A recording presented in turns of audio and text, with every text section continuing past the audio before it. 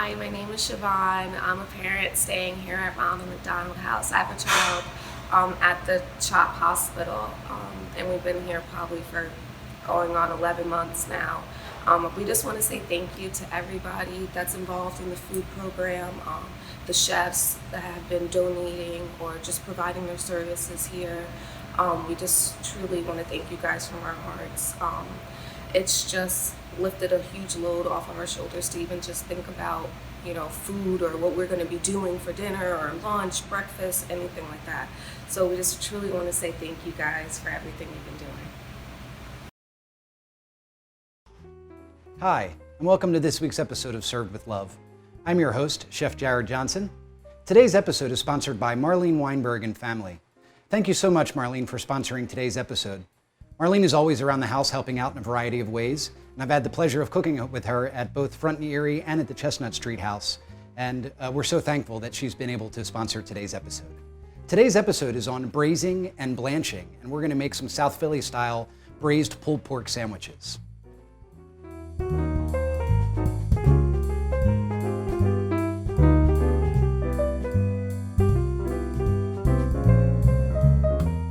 So one of the techniques we're going to feature on today's episode is braising.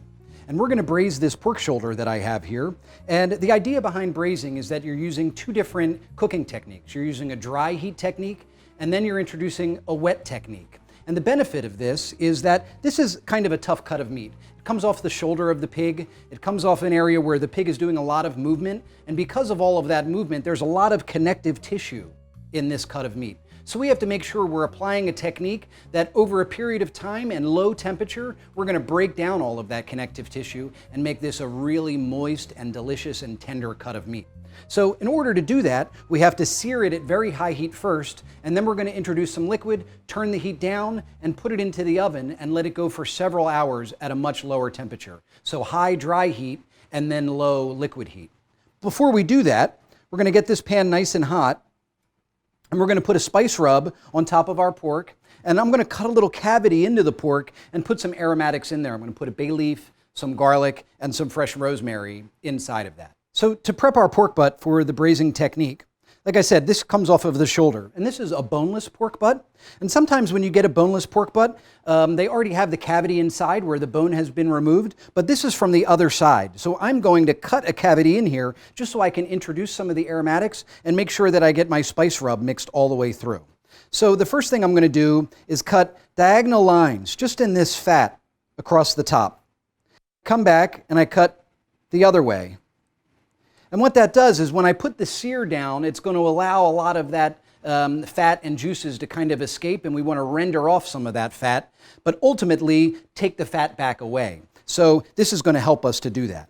Now I'm going to cut a little cavity right into the center.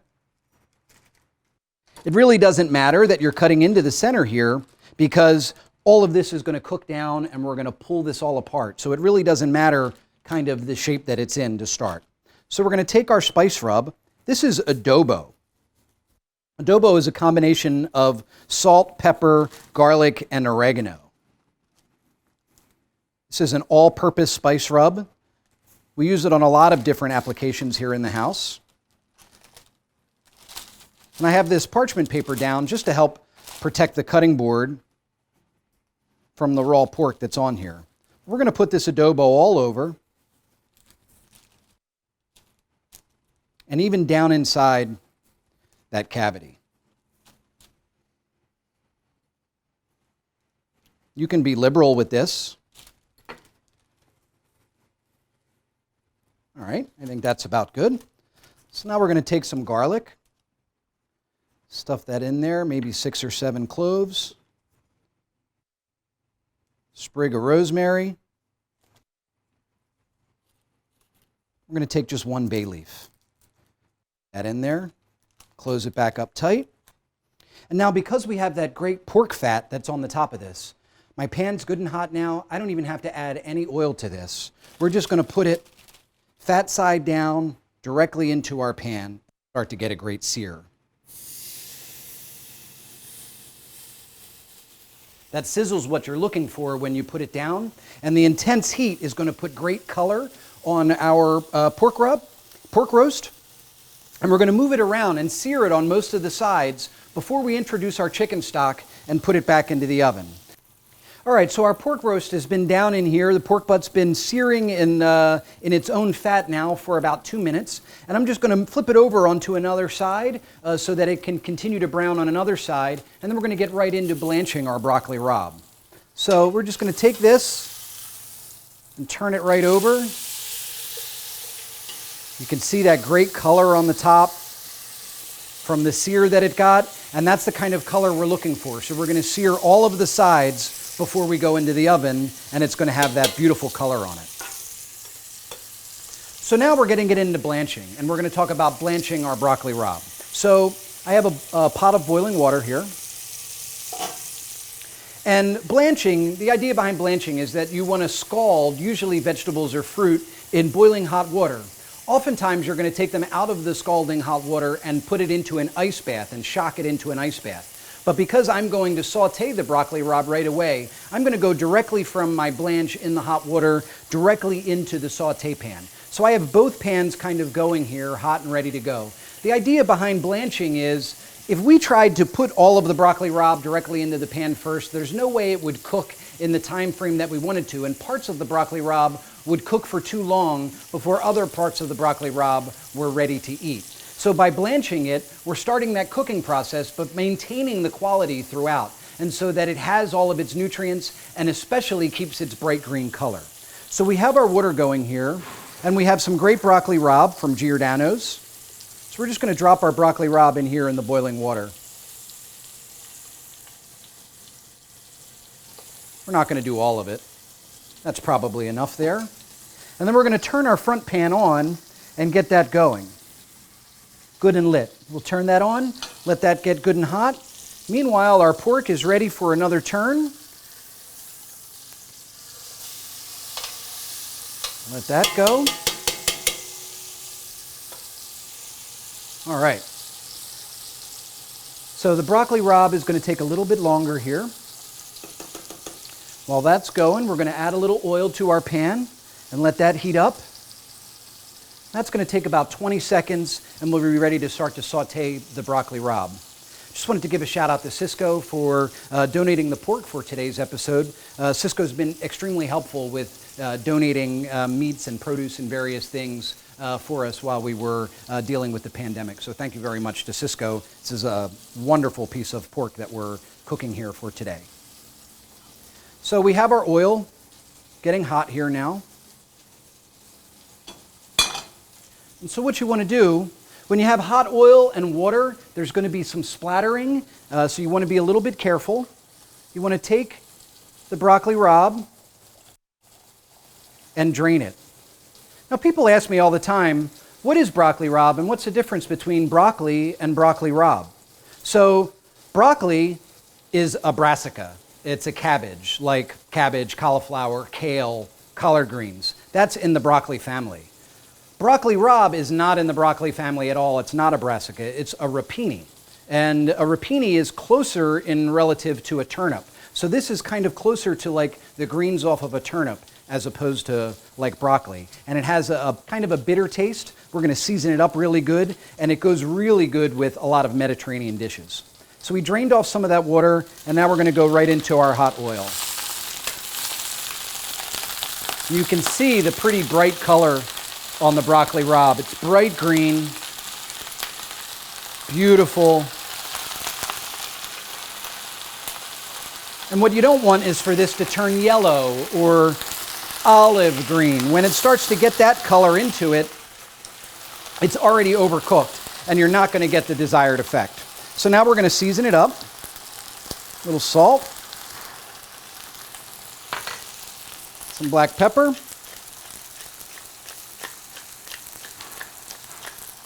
and I like to add a little crushed red pepper to this.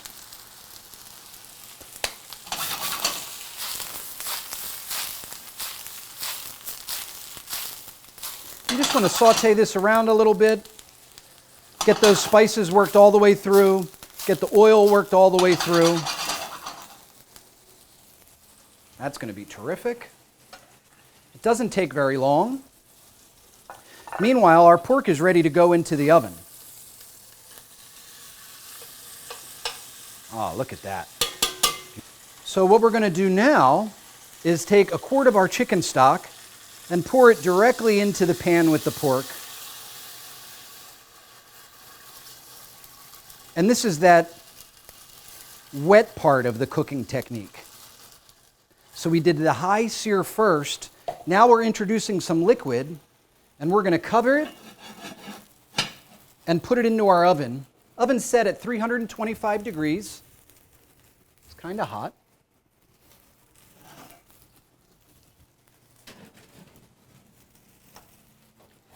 And it's going to go in the oven for about 2 hours, could be 3 hours. That piece was about 5 pounds, so it really doesn't matter how long it goes, but it's going to take at least 2 hours for that connective tissue to break down and to get a really nice tender result.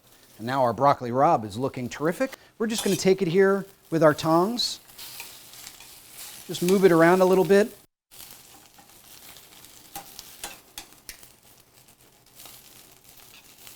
Yep, this is ready. Beautiful. So nice bright green color, but nice and tender. It's going to make a great complement to our sandwich. So we're just going to put this off to the side and let this rest until we're ready. So that braised pork in the oven is going to take 2 or 3 hours to go, but I have one ready to go for us right now. Did this one earlier today.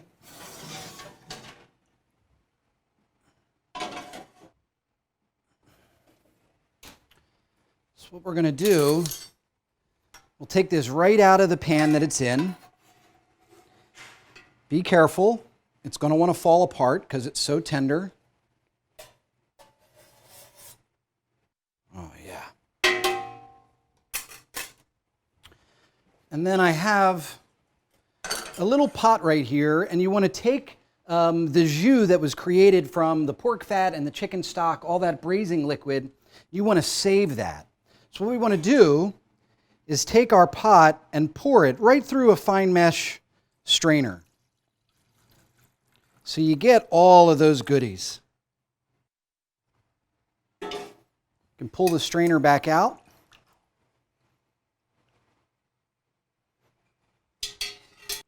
So we have all of our good pork jus down in here, all of our braising liquid. And when I do a pork butt, I like to try to do it a day in advance so that I can take this braising liquid and the pork that I've braised and put it into the refrigerator and then reheat it the next day for the sandwiches. One, just letting it sit in the refrigerator overnight really helps all those flavors to come together. It's just like any kind of stew or sauce. You make it one day, a soup, and you put it in the fridge and it tastes so much better the next day.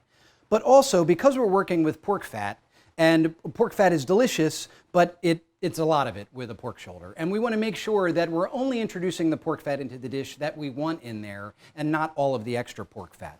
So by refrigerating it, and this is one that we did earlier, you can put this in the fridge and that pork fat will solidify in the fridge and you can easily remove that. And what's left is like solid gold underneath, liquid gold that you can then use to retherm your pork when you're ready. So we'll just remove this. And after you've refrigerated this one overnight, you'll have this beautiful, thick pork jus that you can then use to heat back up your sandwich the next day. So we had the benefit of having a pork already done, and that's what we're going to reheat to make our sandwich. But I wanted to talk to you a little bit about what you do with this pork before you go to refrigerate it, because we put those aromatics inside, and it also has that fat cap on the top. So this is the fat on the top, and you want to kind of pull this off, and you can discard this. But right underneath that fat cap is like the most delicious tender meat. So you want to be careful when you're pulling this off. You want to let it cool off a little bit. You don't want to be doing this while it's piping hot.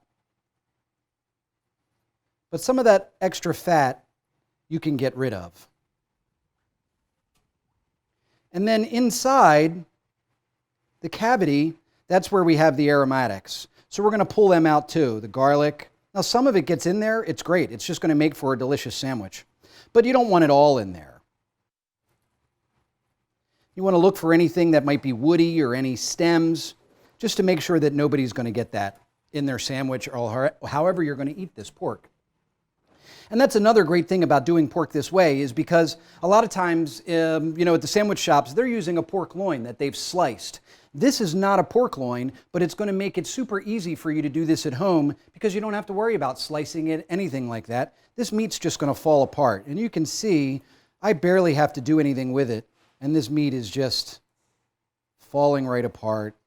Now, it's still pretty hot. I'm used to touching hot things, but look at that. And you don't really even want to shred it up too much. Just basic pulling it apart so that you get nice big chunks when you reheat it up and make your sandwich.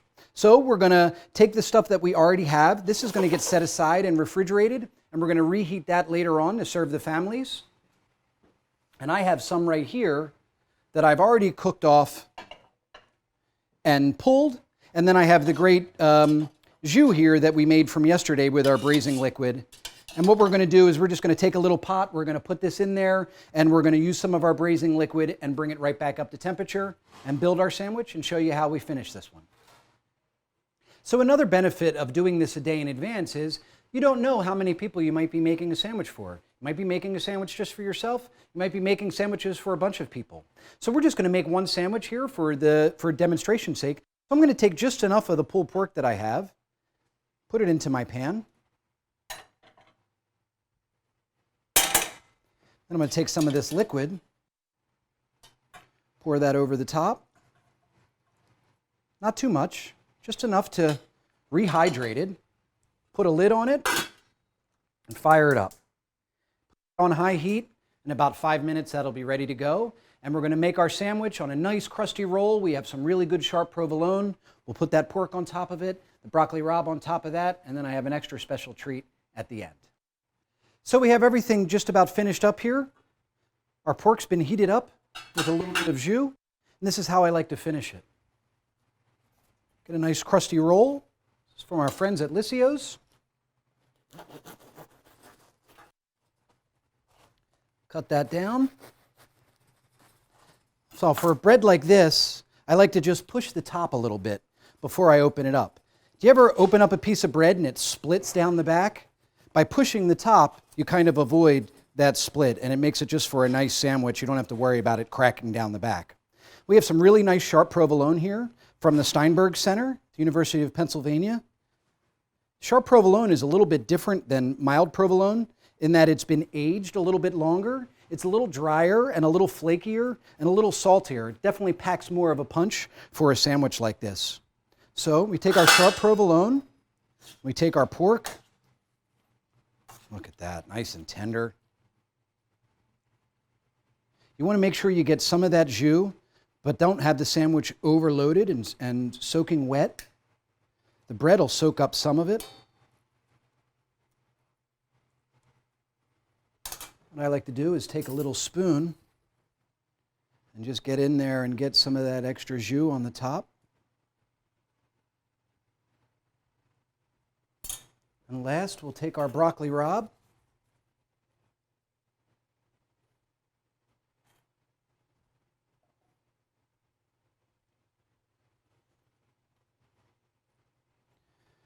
And one little special treat, you get a sandwich like this in South Philadelphia, you got to have a roasted long hot to go with it. So we have some roasted long hot peppers we did earlier. Just take a nice roasted long hot and lay that over the top. And there's a beautiful South Philly style pulled pork sandwich with sharp provolone and broccoli rabe.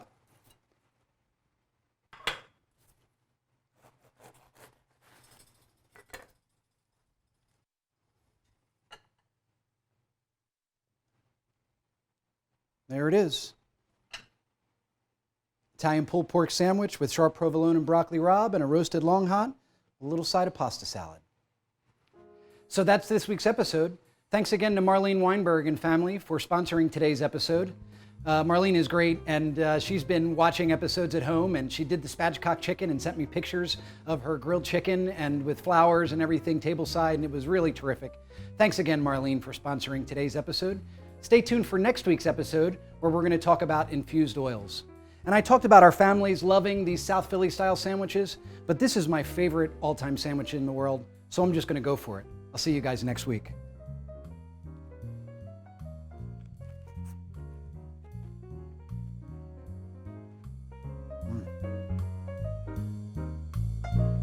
It's so good. It's so good. I just wanted to take this opportunity to bring our viewing audience into our commercial kitchen and show everybody where the magic happens every day. Here in our commercial kitchen, our small kitchen team prepares, packages, labels, and stores all the food that our family eats at their convenience.